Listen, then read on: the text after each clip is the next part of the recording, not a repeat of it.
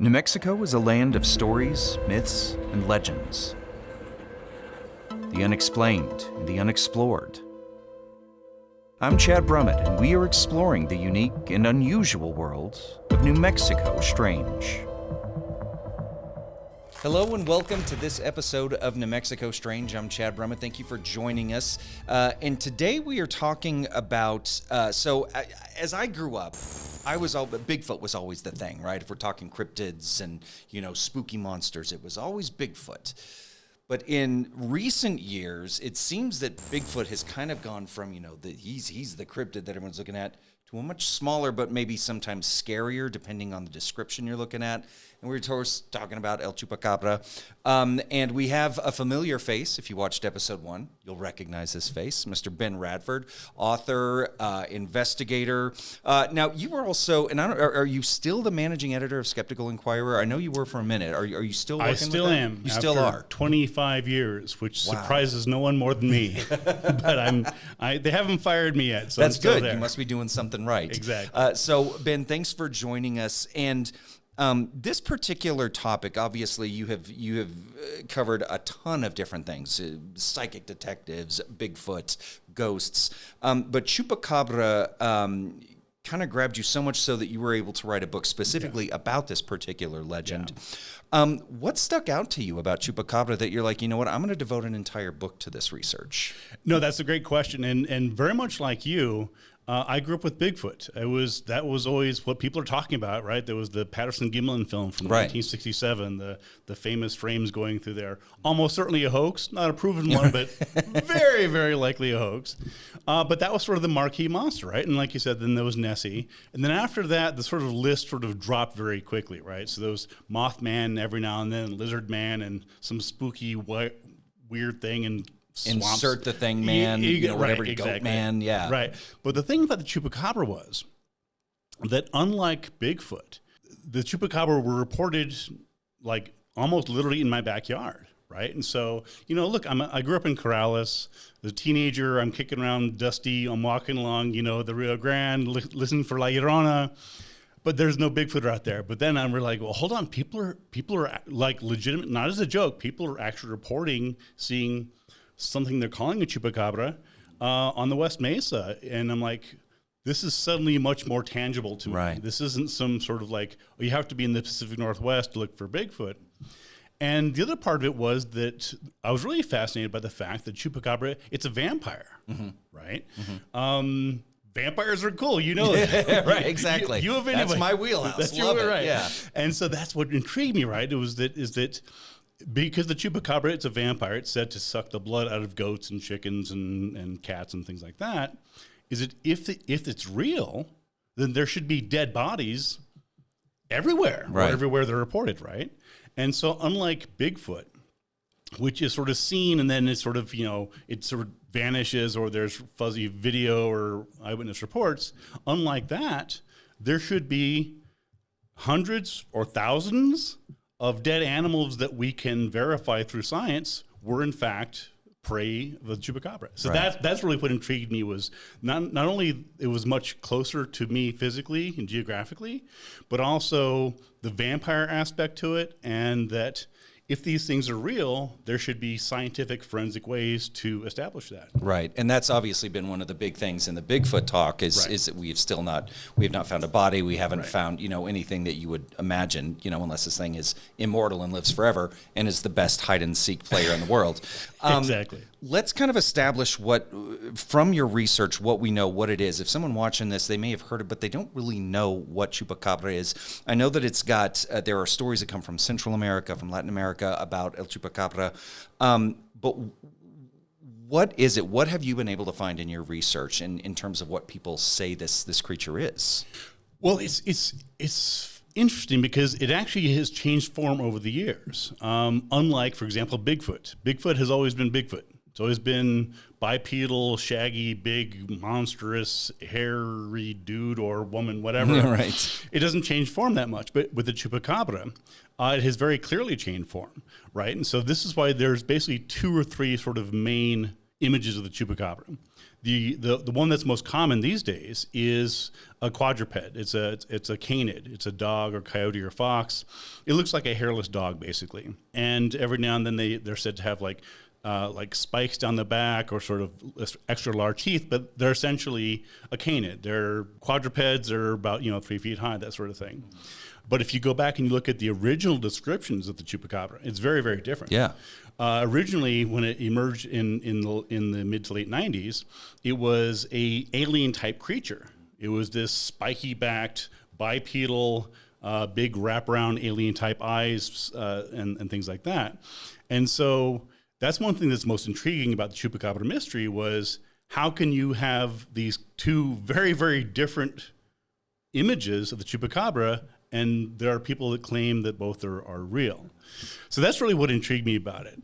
And so basically the chupacabra, the name means goat sucker in Spanish because it's said to suck the blood out of goats and also chickens and basically all other animals like that. And it's especially notable in Mexico, in Puerto Rico, and Latin America, the Americas basically. So every now and then you'll see some reports of a chupacabra in India or Russia. For the most part, they're focused particularly in South America and Latin America. And of course, also here in the U.S., where particularly we have Spanish-speaking places. So we're talking Florida, Texas, New Mexico, Arizona, and so on. It is interesting that for a creature that is so well known, as you pointed out, it's probably eclipsed Bigfoot. Bigfoot's probably pissed off somewhere. Like, hey man, my PR guys are not doing. Now's the time to come out, Bigfoot, if you exist. Exactly. Now's the time to come show us, yeah. Show us you're real. I promise you the chupacabra will be bumped back down to where that little bastard belongs. For sure. Exactly. But again, you have the Bigfoot, you have Nessie, and then you have this sort of tertiary, sort of under the radar creature that's supposed to be attacking animals and being seen, but it doesn't leave any real footprints, right? And so Bigfoot is known for what it leaves behind, big footprints, literally in the name, right? But the chupacabra, there are few, if any, authenticated or even quasi-authenticated chupacabra tracks. I have a couple in my book, like photographs of them, but basically they're pretty clearly hoaxes. And you have to wonder, well, why is this, right? If these animals are real, and animals, because they can't just be one. Right. And so keep this in mind. When we're talking about Bigfoot, we're talking about Loch Ness Monster. They can't just be one of them. Otherwise, they're very sad and lonely. Right. And they live for a very long time. These are not new. Exactly. Especially when you talk about the Patterson-Gimlin video, that was what, in the 60s? 67. 60s, 67. Right. So obviously, even, now with Chupacabra, that would be, 30 plus years that this thing is living. And, there's got to be some sort of lineage. You're right. I don't want to offend any listeners, but there has to be a mommy Chupacabra, a daddy Chupacabra. I mean, there's got to be something. Sure. You can fill in the blanks there. But the thing is that if they're real, then every time they take a step, if they're quadrupeds, they should leave 4 tracks, right? Every time Bigfoot takes a step, it leaves 2 tracks bipedal. So if these things are real, there should be not only piles and piles of dead animals that we know and can prove were attacked by Chupacabra because they have puncture marks on the neck, but there should be tracks everywhere.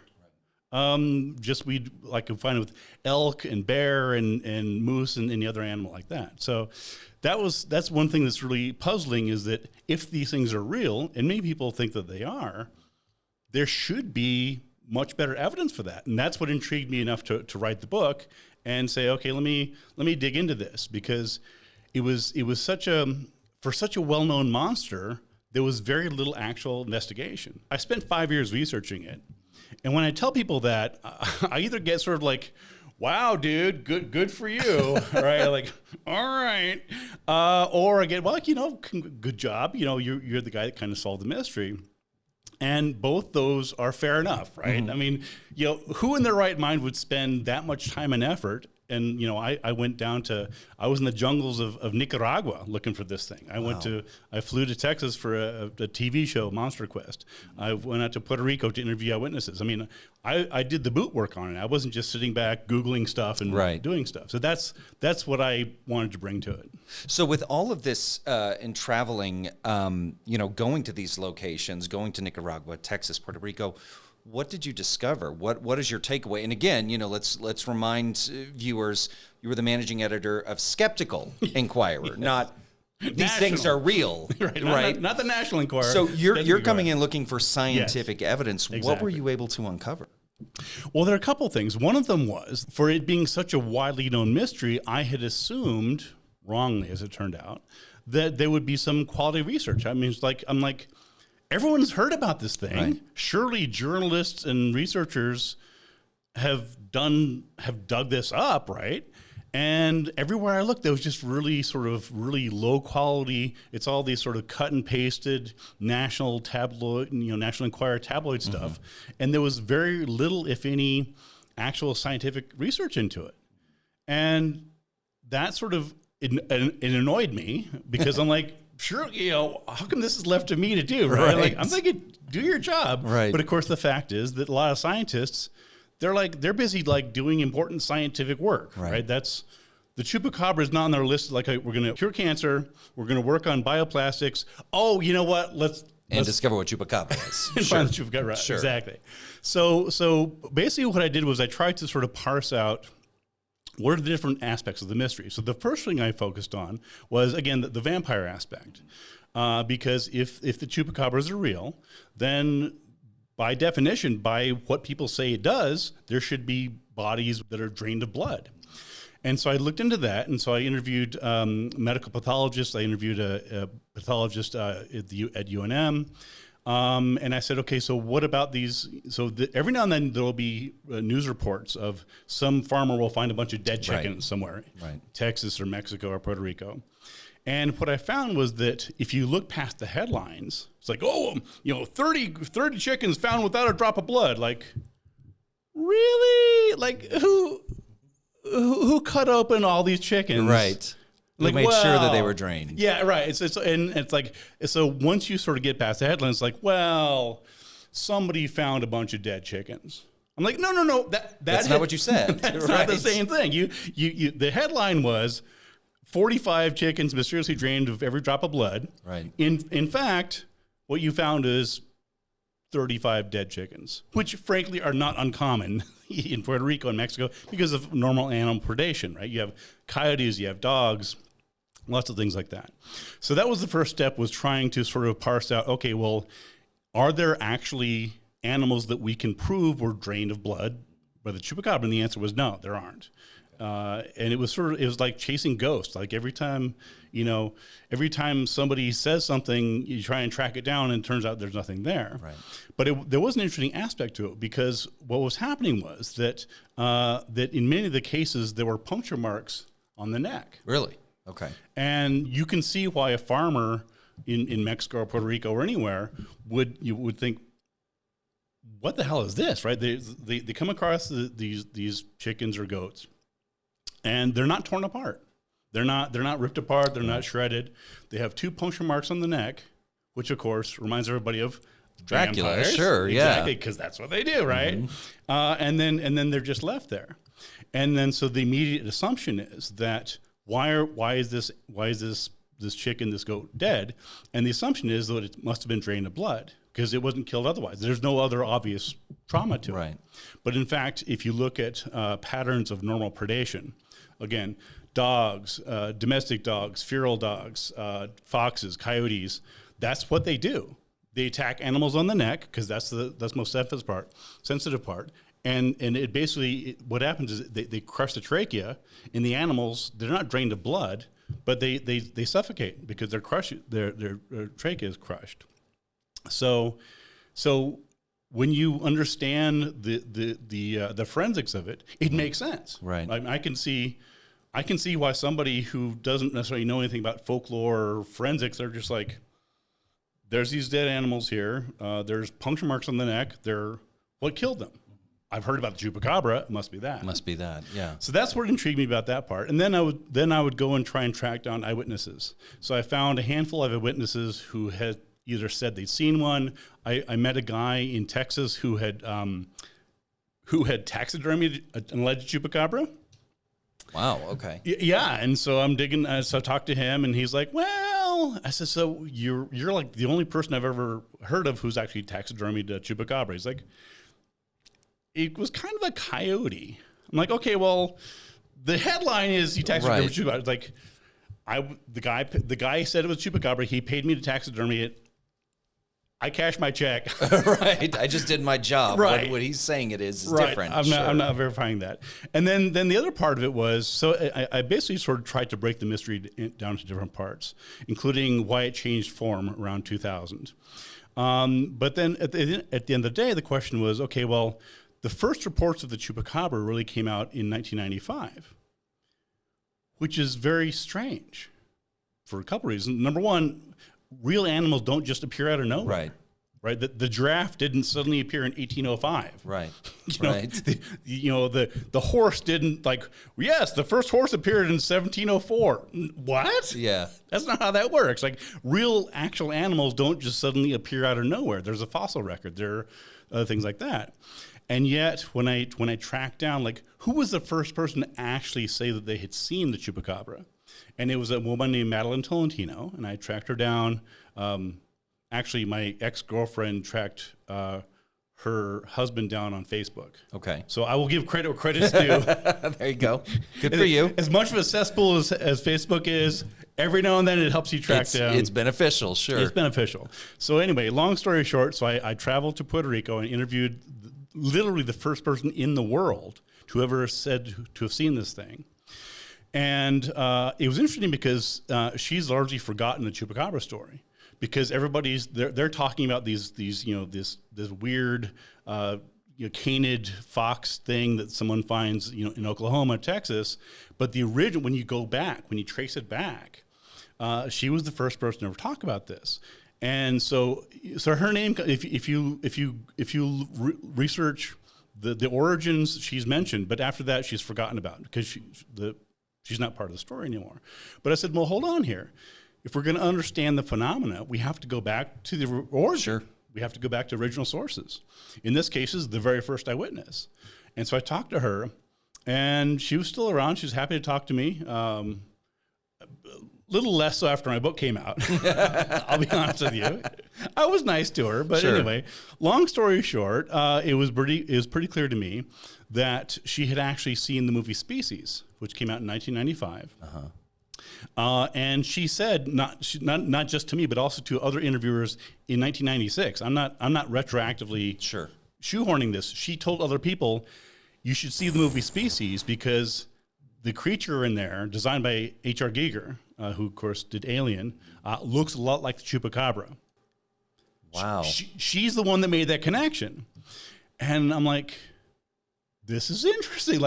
So the very first person to ever see the Chupacabra says that a movie that she had just recently seen, the monster in that movie, looks like Chupacabra. I'm connecting the dots on my head. I'm like, I don't think this is a coincidence. When you hear the description, too, as we were saying, the early iterations of Chupacabra, and you think about the creature in that film, they are very similar. Yeah. The spikes and the larger eyes and the wraparound eyes, yeah. There are a lot of things about that character design that really kind of fit in, because I remember very clearly that, the early illustrations of what people described as Chupacabra. So that makes total sense.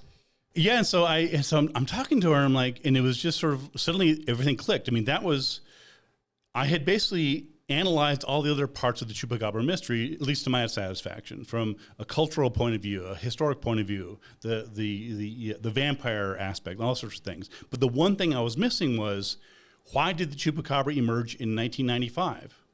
Why not 2004? Why not 1982? Why not the 1700s? Whatever. And that's the answer. The answer is that the first person to ever see it had just a week or two earlier, by her own account, seen a movie which had the Chupacabra in it. Right.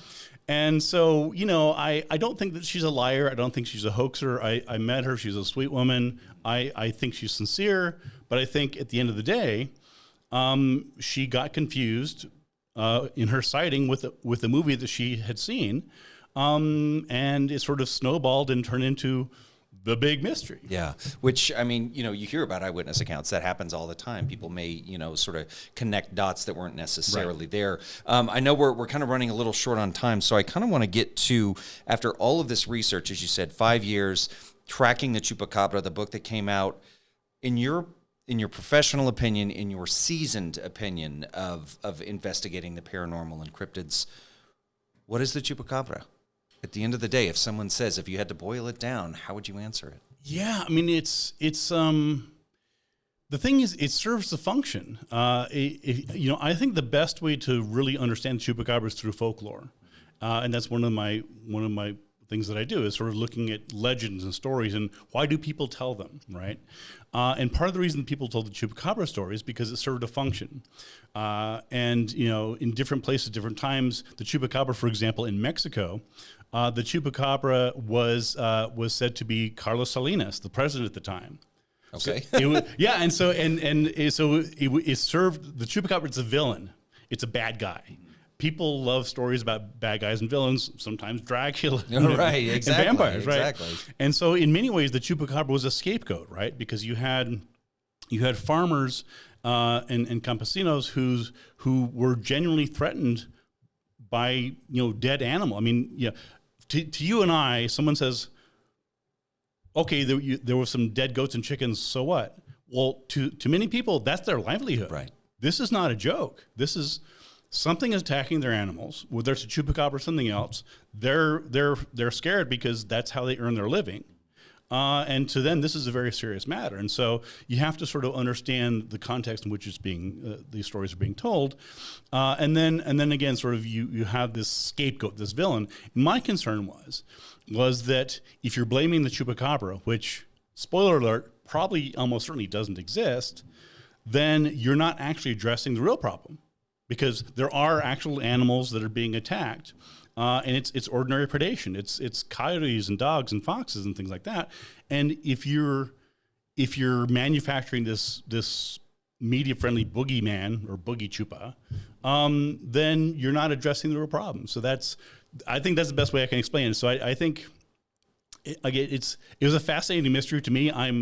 It took a lot of my life, but it was cool. I love mysteries. I love investigating things. I love trying to figure out if I can bring something to it, like these things that half the world has heard about or more, and like for some reason no one else has solved. I'm like, maybe I can do it. I don't know. But it's also important too that and I think that this story really kind of illustrates that looking beyond the headlines, looking beyond at least the easy sort of low-hanging fruit of that.